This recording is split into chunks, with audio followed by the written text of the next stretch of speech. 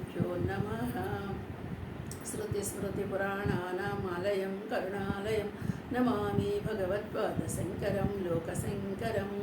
नारायणं नमस्कृत्य नरं चैव नरोत्तमं देवीं सरस्वतीं व्यासं ततो जयमुदीरयेत्।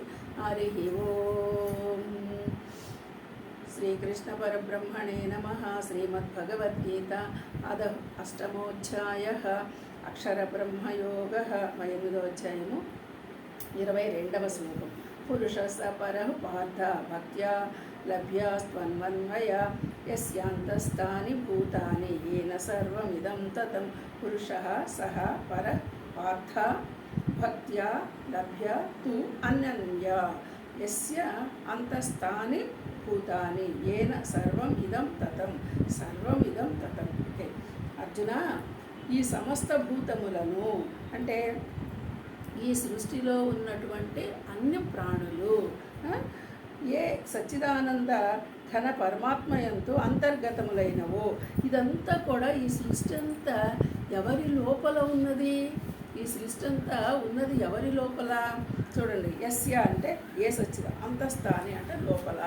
ఎవరి లోపల ఉన్నాయి?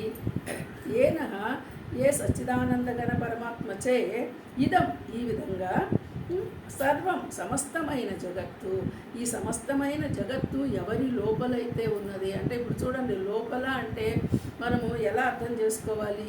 ఇప్పుడు మనమందరము ఎవరి లోపల ఉన్నాము? పరమాత్మ లోపల ఉన్నాం. అంటే ఇదేంటంటే పరమాత్మ లోపల అంటారు, మనం ఇంట్లో ఉన్నాం, బయట ఉన్నాం, మన చుట్టూ ఇదే అనుకుంటున్నాం కదంటే, అసలు ఒకసారి భూగోళాన్ని మీరు ఆలోచిస్తే చూస్తే ఇది ఎలా ఉంది? భూమి గుండ్రంగా ఉంది అన్నారు. గుండ్రంగా ఉన్నది అంటే అంతా లోపల ఉన్నట్టే కదా అర్థం. మొత్తం అంతా ఈ భూమిలోనే కదా ఉన్నది. ఈ భూమి దాటి ఇంకెక్కడుంది?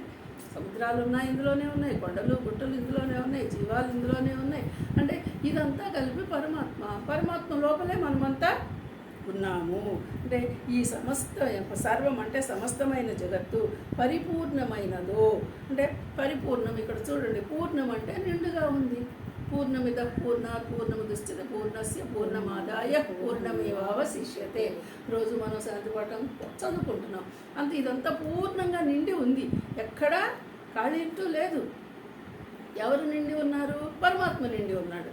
మరి పరమాత్మ పూర్ణంగా ఉన్నప్పుడు మనం పరమాత్మలోనే ఉన్నామా? మరి వెలుపల ఎక్కడన్నా బయట ఉన్నామా? అంతా నిండి ఉన్నది ఆయన అయినప్పుడు ఆయనలోనే మనము ఉన్నాము. ఆ సర్వశ్రేష్ఠుడైన ఇప్పుడు ఈయన ఎలాంటి వాడు? సర్వశ్రేష్ఠుడు, అన్నిటికీ ఉత్తమమైన వాడు, పురుషోత్తముడు అనగా సనాతన అవ్యక్త పరమాత్మ. అయితే ఇప్పుడు ఇది ఎప్పటి నుంచి ఉంది? సనాతనం.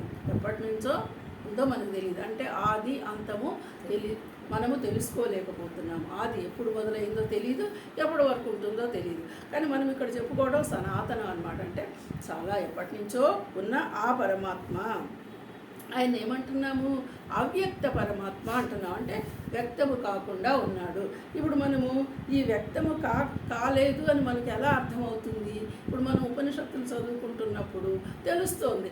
ఏంటి? మన లోపల అవ్యక్తముగా స్వప్రకాశ చైతన్యము, పరమాత్మ, ఎరుక, ఆత్మతత్వము, ఈ మాటలన్నీ వింటున్నాం. ఇవన్నీ ఎలా ఉన్నాయి? అవ్యక్తంగానే ఉన్నాయి. అంటే బయటికి మనకి వ్యక్తం అవటంలా. వ్యక్తమైంది వ్యక్తి అంతే. దేహమే మాత్రమే వ్యక్తమవుతుంది. ఈ దేహంతో ఇంద్రియాలతో మనమన్నీ కూడా మన పనులు నడిపిస్తున్నాం. కానీ వీటన్నిటికీ ఆధారమైనటువంటి అవ్యక్తంగా ఉన్న పరమాత్మని గుర్తించాలి. ఇప్పుడు ఎవరు చేస్తున్నారయ్యా అంటే, అవ్యక్తంగా ఉన్న పరమాత్మ ద్వారా నడుస్తుందా? వ్యక్తమైన దేహం ద్వారా నడుస్తుందా? అవ్యక్తంగా ఉన్న పరమాత్మ చైతన్యం ద్వారానే ఇదంతా మనకి నడుస్తుంది. ఇలా మనం అర్థం చేసుకోవాలి. అనన్యయ భక్త్య అంటే అనన్యమైన భక్తితో. ఇది ఎలా మనకు అర్థమైంది? సామాన్యంగా అర్థం కాదు. మాటగా అనుకుంటే మనకు అంత అర్థం కాదు. మరి అనన్యమైన భక్తి ఎలాంటి భక్తి ఉండాలి మనకి? ఇదే పరమాత్మ, ఈ పరమాత్మ తప్ప ఇంకొకటి ఏదీ లేదు. నేను ఎక్కడున్నానంటే పరమాత్మలోనే ఉన్నాను. నాలో ఉన్నది ఎవరైనా అంటే పరమాత్మే. నేను పరమాత్మలోనే ఉన్నా, నాలో ఉన్నది పరమాత్మే. అంటే నేను వేరు భావము లేదు. అంటే ఇలాంటి సతతము, అనన్యము, అసిధార ఇలాంటి పేర్లు చెప్తారనమాట. ఎప్పటికీ కూడా నువ్వు అదే విధంగా భావన చేస్తూ ఉండాలి. అలాంటి భావనతో ఉంటేనే నీకు లభ్యమవుతాడు.